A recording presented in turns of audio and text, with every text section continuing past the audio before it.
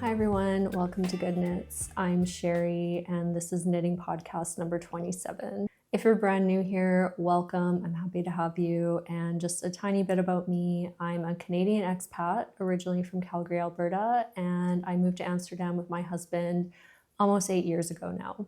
In today's episode, I have 3.5 finished objects and a few whips that I'm going to talk through. I do have some yarn acquisitions, but I'm not going to bother talking about those today because then I fear we're going to end up well over an hour. And personally, I just also don't like talking that long in a podcast episode. So in an effort to keep this a little bit short and sweet, I am just going to focus on things that are already on my needles or that I've just finished. And then next episode, a lot of the yarn that I've received will be turning into active whips. So I'll just talk about it at that point. Let's go ahead and talk about the first finished object that I have, and that is my Winnie Sweater that I'm wearing, and this is a pattern by Woozy by Celine. I knit this in a size small on 5mm needles. I knit this up in the Assayer Eco Soft yarn in color E4S, and I had 6 balls of it. And this yarn was kindly gifted by a viewer, Lee, who I sent my Tolsta tea to a few months ago. And as a thank you, she shipped me this yarn. And so this pattern actually wasn't even on my radar. When I got it, I was originally planning to knit the Levitate wrap by My Favorite Things Knitwear. But when I was doing research on the yarn on Ravelry, I came across this pattern. And I know I've seen a few people knit this pattern on Instagram, and I really like the shape of it. It reminded me a lot of my Gallant sweater by Kadri that I knit earlier this year. And I figured this was a good opportunity to kind of get that higher funnel neck that I actually wanted my Gallant sweater to end up with, but because of my yarn choice on that, it didn't end up working out quite as I hoped. The nice thing about this pattern is it does have German short row shaping, so it does sit a little bit better on the body. And it's meant to have bell sleeves, but because I only had 6 balls of this yarn, I opted to do straight sleeves, also because I felt that those were better suited to me and typically what I like to wear. That worked out quite well for me. I just ended up modifying based on the directions of a few other patterns that I have. So I did a decrease rate of every 12 rows 5 times, and then just knit straight down from there. This yarn was really interesting to use because it is 56% alpaca and 44% cotton. It was a little bit annoying as a process knit because it has these little fibers in it. You can kind of see there's all these fibers sticking out. They end up getting stuck on your needle and pulling a little bit, so I didn't really enjoy that. However, having washed this now, it is really soft on the body. I don't find that I need to wear anything under it, and it's very, very cozy. I also like this yarn because I think it really maintains the shape and integrity of the actual garment, which is probably why Celine used it in her sample. So it's really, I think, holding the neckline and everything quite well. It's not rolling too much. And a lot of that has to do with the fact that she factors in a non-curling round within the neckline, the sleeves, and the bind off for the body. I opted not to do it on the sleeves because I just figured, it's a small circumference and I didn't think that they were going to roll. They're not, so that worked out well. I did do it on the neck and I find it is curling a little bit still in certain places, but that has less to do with the non-curling round and more to do with my execution of it. I was doing it at night, and because you're picking up a purl bump from the wrong side to knit or to pass a knit stitch over, I wasn't really careful about the purl bump that I was picking up, thinking, okay, it's probably not going to matter. You're not going to see it in the end. But I find that you can actually see it. It does have kind of some wavy lines to it. And those sections where I wasn't careful are the ones that are curling down. So that's a little bit bad on my part. But I think if I had done that non-curling round properly, this would be sitting exactly as I want it to. And I'm still happy with the fact that, it is actually staying intact. I've worn this multiple times in the week that I've had it off my needles, and it's still standing straight. On the body, I originally was gonna forego the non-curling round, similar to what I did for the sleeves, and then just do a Judy's incredible, is it Judy? Jenny's surprisingly stretchy bind off. And I started to do that. I got almost all the way to the end actually, and then noticed that that bind off was curling a lot. And I figured because I made it stretchy, it probably actually was encouraging it to curl more. And I really didn't want to bind this thing off, block it, wear it, and then realize that it was going to curl. So I made the decision to pull out that bind off, which was very annoying, but at least I hadn't like officially cast it off yet. I only had to work back from the stitches that I had already done. Then I went and did that non-curling round as the pattern suggests. And then I did the surprisingly stretchy bind off. And I opted to still do the surprisingly stretchy bind off even though the pattern didn't call for it, because when you do that non-curling round, I found that row did feel quite tight, and I was worried that if I didn't do it, I would end up with a sweater I couldn't really wear because maybe I wouldn't be able to get it over my body. So I figured better to just do the stretchy cast off at that point and then again not have to go back in and fix it later. So that worked out well. I can also see that my non-curling round on the body wasn't perfect, but much better than the neckline. I did try to be a lot more careful there. And so overall, it's not curling. I think everything is sitting exactly as it should on this. And I'm really happy with the fit. In terms of final measurements, I didn't get a lot of growth out of this. And if anything, I got a little bit of shrinkage from the body itself. So I double checked my gauge before filming this, and I was at the 16 stitches that my gauge swatch was. But originally my gauge swatch had said 26 stitches. So actually my original gauge was looser than the pattern, which was 28 or 29. And I ended up getting 29 stitches. So my gauge was tighter than I had originally expected, which makes me really happy that I actually ended up adding a little bit of extra length to this, because when I didn't actively stretch this top out, but in blocking it did stretch a bit widthwise, which then shrunk it lengthwise. So where I ended up knitting to about 57 centimeters, I ended up only with 55 centimeters of length. But widthwise, I did get exactly what the size small called for, which was 100 centimeters circumference. My bust is 87, so I got 13 centimeters of positive ease. The pattern said you should be around 15. So I got the fit that I was hoping for on this. And I think, you know, the sleeves didn't grow a lot either. They're at 45 centimeters. Pre-blocking, they were 43, but they sit exactly on my wrist as I wanted them to. So I'm really happy with the overall length and fit on this. And this is a sweater that I just know I'm gonna wear a ton. The only thing that I was a little bit worried about is I did feel like the arm depth ended up being a little bit lower than I would have liked. And I thought that would bother me more as I'm wearing it, but I actually think it looks really good on. So maybe it's fine. I could have potentially brought that up a little bit, not done an extra round of increases, but it's fine. I think, you know, the color, the fit, the sweater is going to get a ton of wear in my wardrobe. And it has the added benefit of I didn't spend anything other than the pattern costs on this. So it ended up being free for me, which is really nice. And thank you again, Lee, for the yarn, because this sweater is quickly becoming one of my favorites. I did want to be able to share what the final cost would have been though if I had paid for this yarn. And it looks like each ball is around $8.95. So if I had bought the 6 balls as I usually would, this sweater would have been around 51 euros. Plus whatever shipping I would have had. So I think that's a pretty good price. I think generally anything under 100 euros for a sweater for me, when it's made in really good quality yarn, I'm quite pleased with. So for 6 balls in this beautiful yarn, 51 euros would be money that I would definitely spend.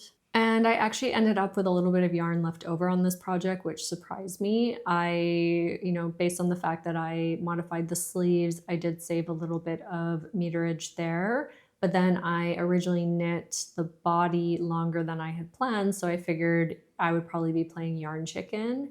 But I actually have 18 grams of yarn left on this, and each ball is 50. So yeah, I really wasn't at any risk of actually running out of yarn on this project. So that's my Winnie sweater. And then my next finished object is my staple skirt, which is a pattern by Jeanette Gaudreau or New Wave Knitting. And this is a completely tailored skirt. So you input your measurements, you can use any yarn, any gauge, you put that into the pattern, and then it spits out the instructions and how much yarn you need. This was a really nice pattern. I enjoyed working on it.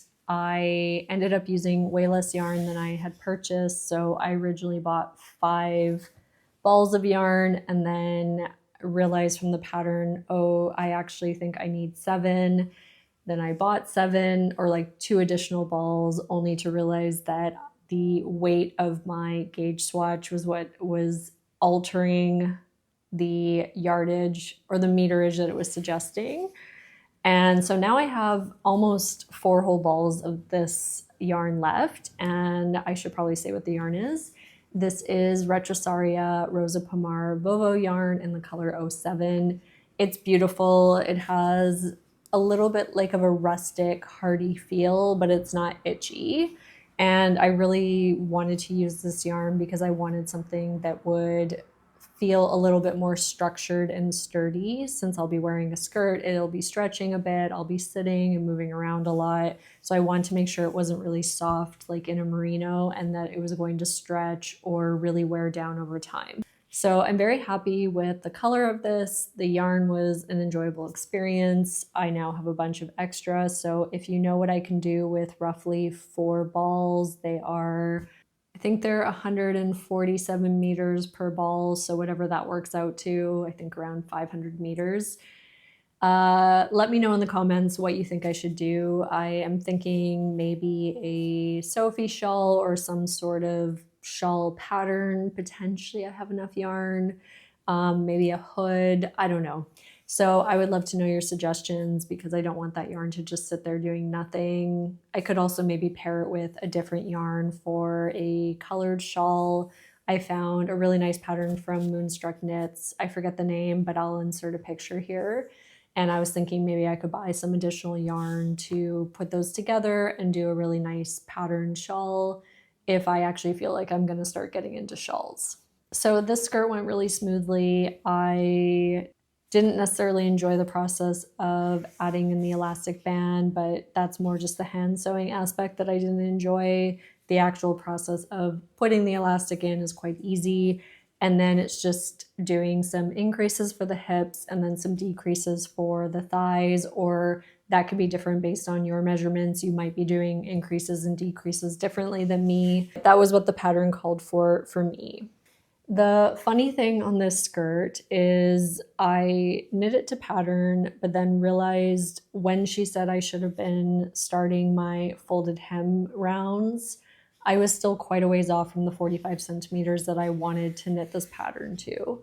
So I figured rather than trusting the process here, I would just add 12 additional rounds before doing the 12 for the folded hem. So I already added length to this, but then still in the end, I didn't end up quite at the 45 centimeters. So I knit to about 43 centimeters with the hem, expecting that this would grow in length, and it didn't. It ended up at 43 centimeters. So it's a tiny bit shorter than I would have liked, but definitely still wearable.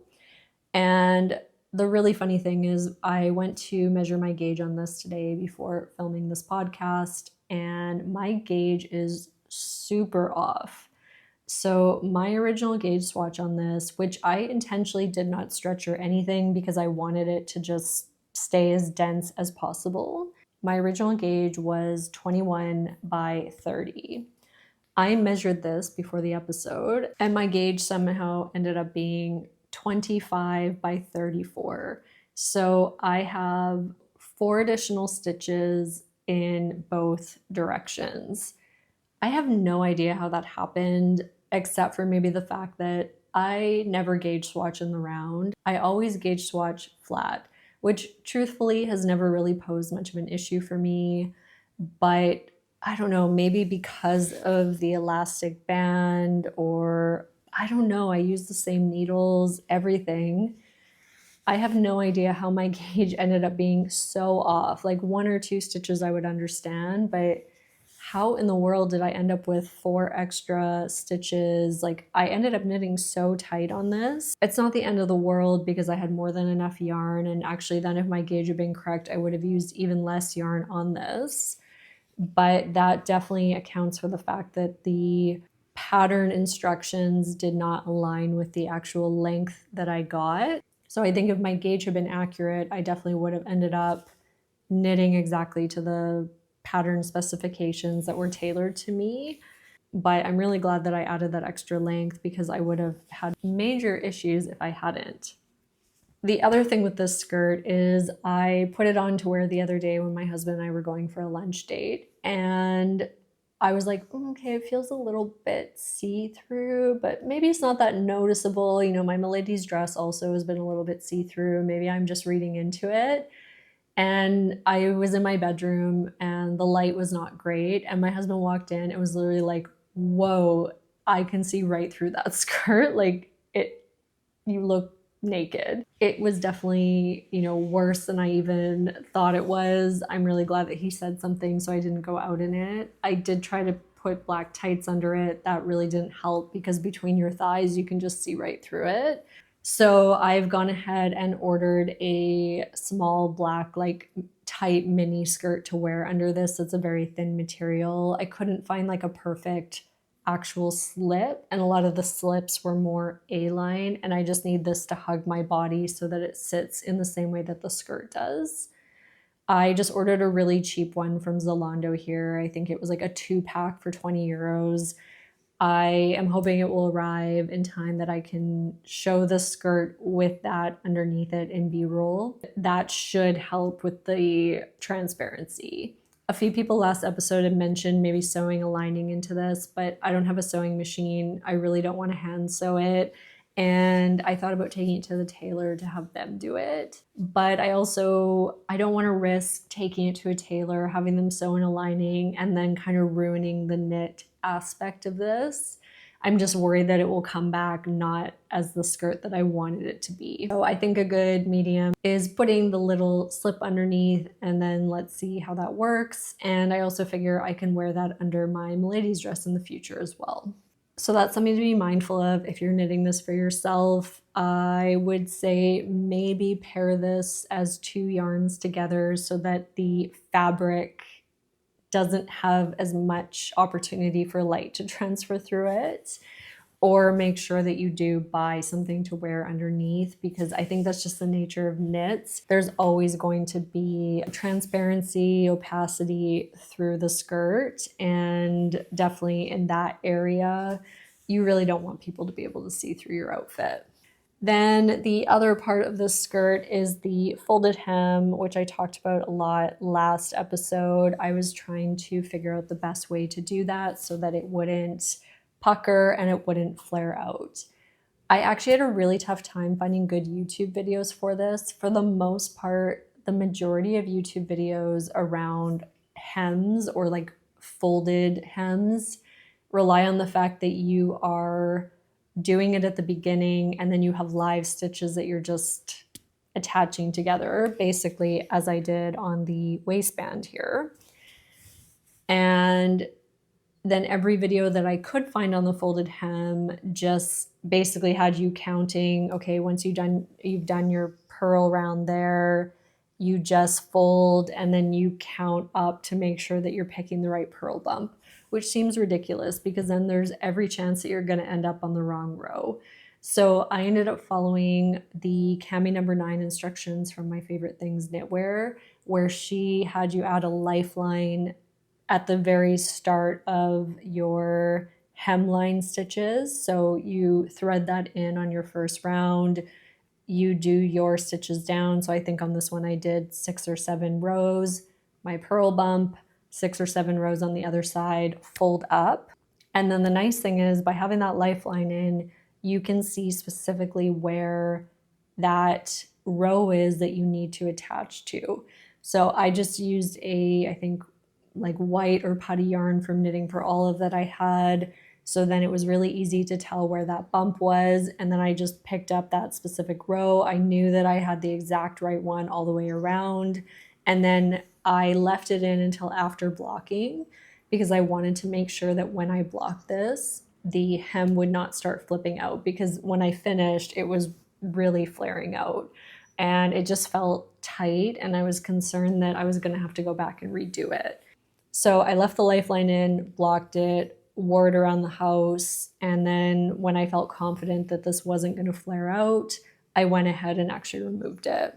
And in order to actually get this hemline to stay flat in blocking, I actually placed a cutting board on top of it with a really heavy book so that it really coaxed the fabric to stay down, because I didn't want to use my blocking pins, because I find sometimes that actually encourages the fabric to do things you don't want it to do. So I figured the heavy book with the cutting board would just kind of force that fabric to lay flat, and that worked quite well. I don't know if it would have worked out differently if I hadn't done that, but for me, I think it made a difference. And this is sitting exactly as I want. I think it looks really clean, really tailored, very happy with how it turned out. Once I get this slip in and I can actually start wearing this, I'll be able to report back on how I feel. But so far, because of that transparency issue, I haven't actually had a chance to wear it. I do think though that these two pieces together, this color with this skirt, are going to be perfect, especially with the length of this. So I'm very excited to pair these two together and have a whole knitted outfit. So the final thing to talk about on this would be the cost. So in the end, I used 3.38 balls of the Vovo yarn, and they were €7 each, so 28 euros in yarn, but then I actually paid 10 euros in shipping. So a total of 38 euros for a mini skirt, which isn't bad, because originally I was expecting to spend closer to 70 because I bought 7 balls of the yarn and paid shipping twice on this thing. So 20 euros in shipping just for this yarn. 38 is a much better price. And now I get to use that extra yarn for a second project. So then great, I get to spread it out over a few different things. And I really enjoyed working with this yarn. So very happy to have it in another project and hopefully potentially work with it again in the future for something else. So I actually think if I do make a shawl with different colors, I will pick the Vovo yarn to pair with this and do a whole shawl out of that. And then finished object number 3 is my Berlin scarf, which is a pattern by Paula Strict or Suzanne Muller. And in the last episode, this was a hibernating whip that I had cast on last December on a whim. I had this Drops brushed alpaca yarn in the color 05 beige just sitting in my stash because it didn't work out for another project. I came across this scarf. I really wanted it, but I didn't want to spend the 70 something euros it would need for the Sadness alpaca borset. And I saw a lot of people had held this yarn double, and I figured, okay, this seems nice. It's a scarf that you knit in the round, which is great because I didn't want a purl. And you just basically knit a huge long tube. So I knit this to 160 centimeters and then ended up doing all the fringe. So the fringe are actually the reason that this ended up as a hibernating whip. I finished the whole scarf and actually started the fringe last December or early January, and then just realized I hated the process of working on this fringe. It's so annoying, and it's not even that it takes a lot of time, but it's just not fun. And I know a lot of people mention the same thing. Working the fringe is not fun. So I decided, okay, we're heading into spring now. By the time I was going to finish this, I didn't really care at that point, and I figured I'll just put it aside. I'll come back to the fringe this year. So I really tried to focus in November on finishing off any whips that were lingering, and this was one of them. Last Saturday, I literally just sat and started putting the fringe on my needles and just went one by one by one until I was done. I think it was like a 4-hour process all in. And I mean, that was like on and off throughout the day. I got it done. And where is it? There is one side where you can tell I did not care at a certain point about this fringe. This was the original side that I'd done last winter. It's longer, and then this side is much shorter, because the thing is, as I was working each fringe, I would just line it up to the one beside it. So you can tell with each one, they're laddering down a little bit. So that's a little bit evident. I tried to be much more careful on the second side, which is I did all in one go this year. So this one looks a little bit better. It's not the end of the world. I'm just leaving this one. I was just happy to have it done. And honestly, it's really cozy. I would definitely recommend this yarn, and I'm actually intending to go ahead and buy more of the brushed alpaca, but either in the forest green or the maroon wine color, because I really want to make another scarf. I would maybe make the Berlin scarf again, but omit the fringe. Or I am thinking there's a 1 kilometer scarf from Florence, handmade by Florence, and she doesn't do any fringe at the end. So I'm thinking I might cast on that. It's a free pattern, which is really nice. And then I don't have to worry about these fringe. Reminds me a lot of a commercial piece. It's something that I would actually buy in a store, and it's just really, really nice. So I think it's a little bit shorter than the pattern calls for, because I didn't have the right needle size to be able to knit this in the round on 6mm needles. So I sized down to, I think, 5.5 or 5. Therefore, it didn't have as much length as it should have. I did buy a little bit of extra yarn, but that was mostly to be able to finish the fringe. And I do have 1.5 skeins left of the Drops brushed alpaca. So I could have kept going and added a tiny bit more length before starting the fringe, but it's fine. I wasn't really sure how much I needed to leave for that. And so I'll just use that for, I don't know, some kind of other accessory in the future, maybe a headband. I'm very glad to have this off my needles though, because I find it so cozy. It's definitely getting cold enough here to wear it, and I've already really enjoyed it this week. So pre-blocking, this was 160 centimeters without the fringe. Post-blocking, it was 180 centimeters. So I think that actually got it close to pattern. I can't remember exactly. And the final cost for this project was only 27 euros, which if I bought this scarf with this quality of material in retail, this would have easily, I think, been an 80 to 100 euro scarf. And that's exactly why I want to go ahead and use this yarn again. Another option that you can have, though I think per ball it's more expensive, is the Drops Melody, which is a slightly heavier weight. So you could, instead of holding double, hold single, use the Melody. But I think you would still end up roughly around the same price, because I think the Melody is a little bit more per ball. So I held this double, and I think really good. You can also usually get Drops on sale, so you could even bring this cost down, maybe even more. I know my first purchase of yarn was slightly cheaper, and then the 2 additional balls I ended up buying, I think, were about €1 extra per ball, but that's fine. Moving along to my half finished object, that is my Curio Sock by Andrea Mowry, or Drea Renee Knits. You can see it's kind of finished. It's not blocked. All my yarn, or all my ends, still need to be weaved in, but I was pretty proud of myself for actually finishing this. I did my first ever toe up construction, my first ever afterthought heel, and for the most part, everything went really smoothly on this. I also really, really love the color changing aspect of this Opal Zauberball Crazy yarn that I used. So the only thing that went wrong on this is I ended up messing my cuff up. So when I finished this ribbing off, I cast off, and then I went to put it on my foot and literally could not get it over my heel. It was so tight, there was no budging. I probably should have actually done a stretchy cast off on that. I didn't. I went back in, I fixed it. So I just went ahead and actually did the Jenny's surprisingly stretchy cast off like I did on the sweater. And now this fits over. But then I was reading back on the pattern and realized, oh, it didn't say knit 2 centimeters of cuff. It said to knit 5 centimeters of cuff. But I think usually she leads with centimeters and then does inches after, if I'm remembering correctly.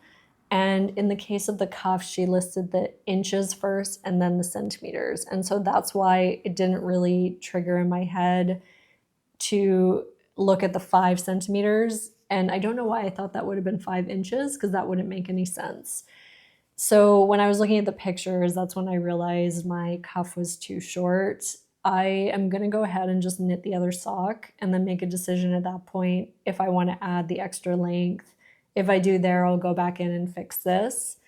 But I'm kind of questioning if I'm actually going to wear these socks. It's been a nice little palette cleanser. It's been nice to learn some sock construction, but I don't know if I see like a huge purpose for these in my life. It's just been more fun and a chance to use the yarn. So I'm not sure how much extra effort I want to put into these. I also, like, they look so weird right now without being blocked. So I need to go ahead and block this and then see how I'm feeling about it. Also in the second sock, I was going to try to just unravel a bunch of this and see if I could get to a point where the yarn matched up to this one so that they will look kind of similar.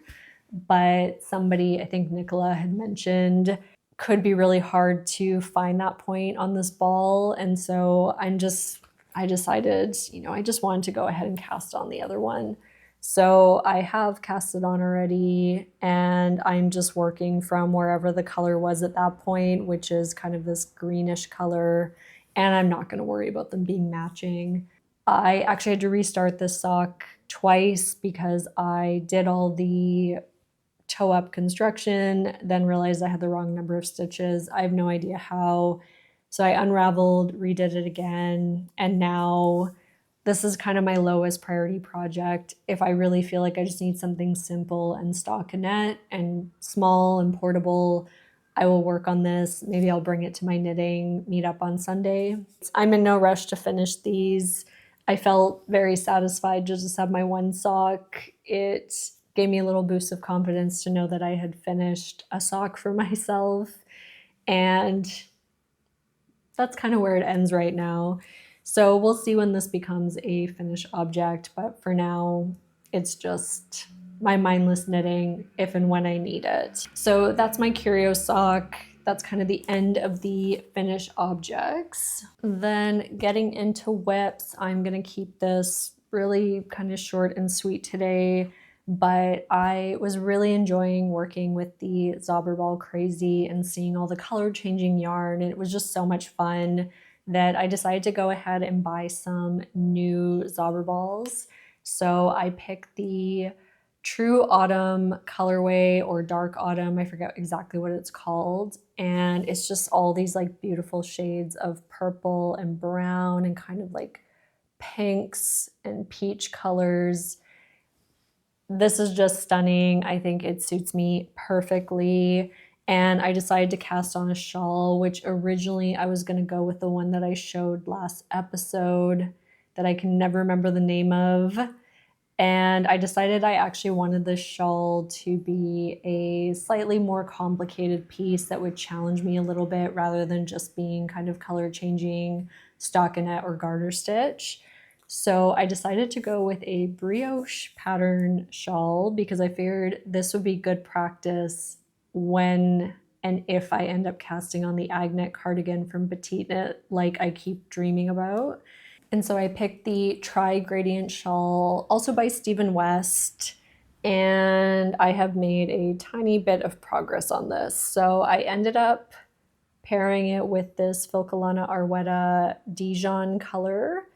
And originally I was thinking I could go with a dark brown or maybe an eggplant, but for some reason I just really wanted a little bit more contrast. So you can see that's kind of the color changing yarn. I clearly haven't gotten through much of the color change yet. And then this is the Dijon side. I'm a little bit torn on how I feel about it. I don't know if they're maybe a little bit too different. There is some Dijon in this Zauberball, so like you can kind of see. I will get to it, but right now I'm wondering if I've made a mistake. Is this too much? I would love to know your opinions if you think I've made a wise color choice decision, or is it just like a little bit off? I can't quite tell. Part of me loves it, part of me hates it. Um, Trying to wrap my head around brioche, having not done it for a few years, has been super challenging. It took me at minimum 10 cast on attempts to finally get this right. I don't even know it was happening. I'd end up with the wrong stitches. I wasn't doing the brioche pattern correctly.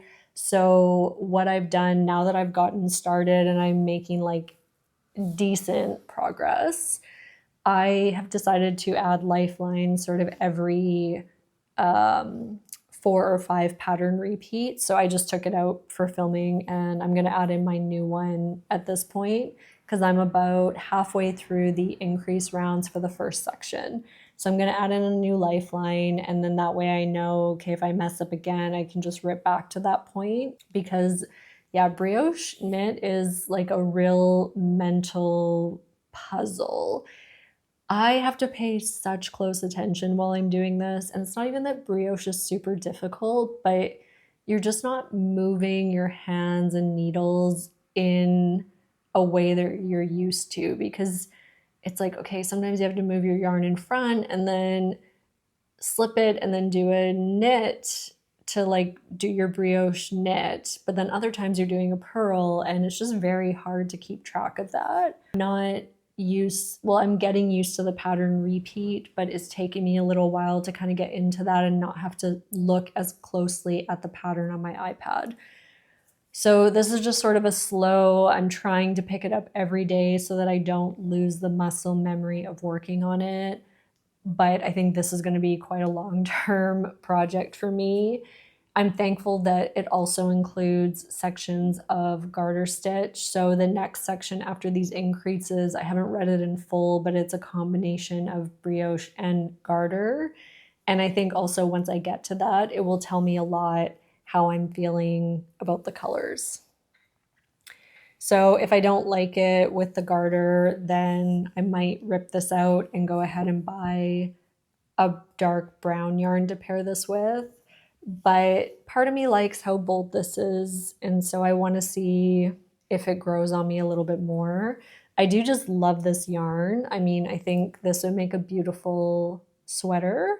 So worst case, if I decide not to use it in this shawl, I'll just buy more of this Dijon and knit myself an actual sweater. Because yeah, this is gorgeous and I really, really want a garment in this color. The other project I had mentioned last episode as being a hibernating whip that I really wanted to finish up by the end of November was my turtle dove shawl.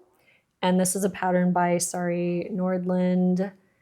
And I started it last December, similar to the Berlin scarf, put it into hibernation because I didn't need it by the time spring rolled around. Unfortunately, the Berlin scarf was quite easy to just go in and finish. I have attempted to start this turtle dove shawl back up twice in the last week, and I can't. I seem to have an incorrect number of stitches. I'm pretty sure I marked down the right point of where I am in the pattern, and I've tried to kind of gauge where I am based on the charts, but I think I messed up a stitch. I also, where is it? I have also clearly within here messed up a pattern repeat, so the zigzag is kind of off. And after trying to work on this on 2 separate days and having to rip it back out and start over, I've just decided for myself the mental load of this project right now is too high for what I'm capable of. And it's not that like I couldn't finish it and I couldn't persevere, but I'm not enjoying it and I just really, really cannot handle it right now. So I've decided I love the color of this yarn and I really want to be able to use this mohair with another yarn that I've just welcomed into my stash and I'll show next episode. So I'm going to go ahead and rip the turtle dove shawl out completely, repurpose the mohair with a different yarn, and then at some point find a purpose for this Wild and Soft by Gopard in eggplant.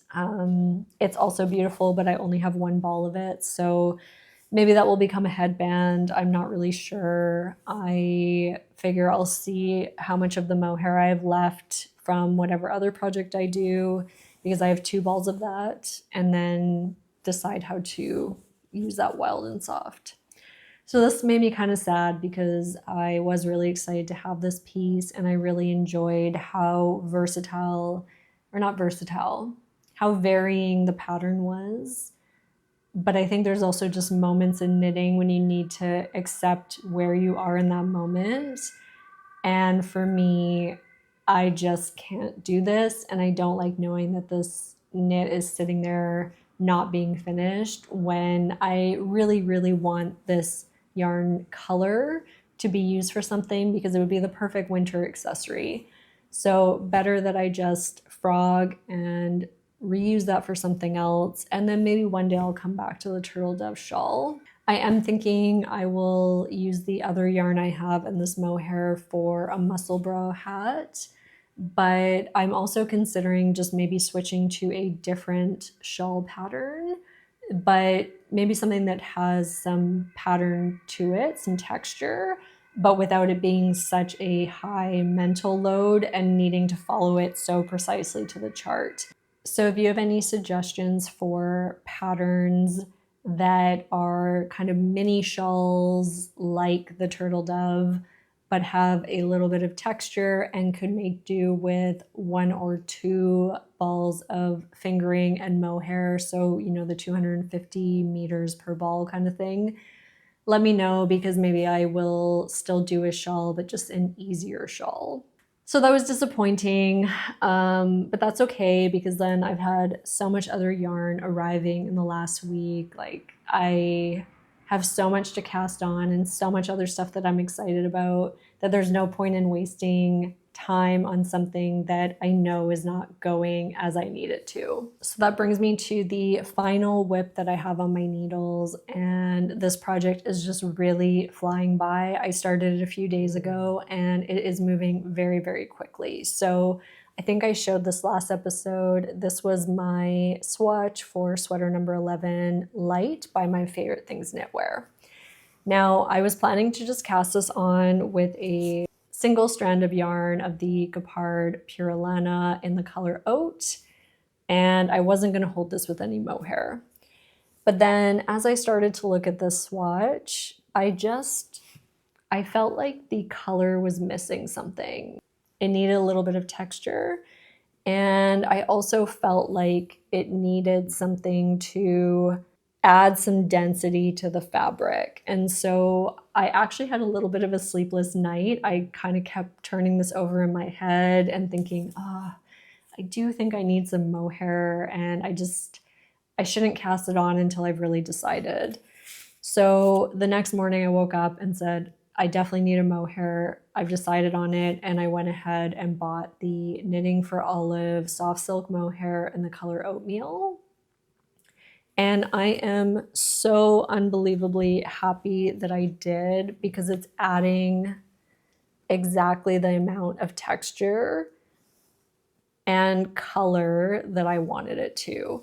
So I am almost through the back and front upper body. I need to do, I think, 10 more rounds on the front here, then 10 rounds of rows with increases, and then I'm ready to cast on the underarm stitches. So my plan is to finish that today, because this is the project that I would like to bring to the Knitting in the Dam meetup that I'm hosting on Sunday, December 1st, because this will just literally be knitting in the round at that point, and therefore I know it will be very difficult for me to mess anything up. This has been going really smoothly, so I only had one issue where I ended up, I don't know, I somehow ended up with half my stitches having a purl round on a knit side. And so I frogged that back, couldn't figure out what happened, and then ended up realizing I had weird stitches happening.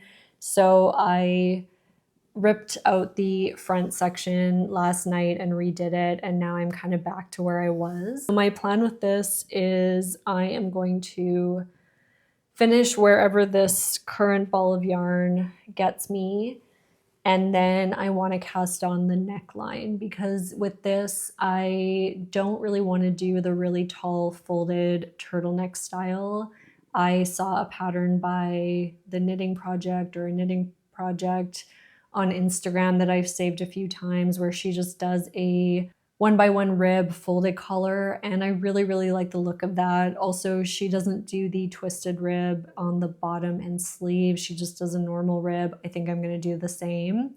So I am making some modifications to this. I want to do the neckline to just see how I feel about it.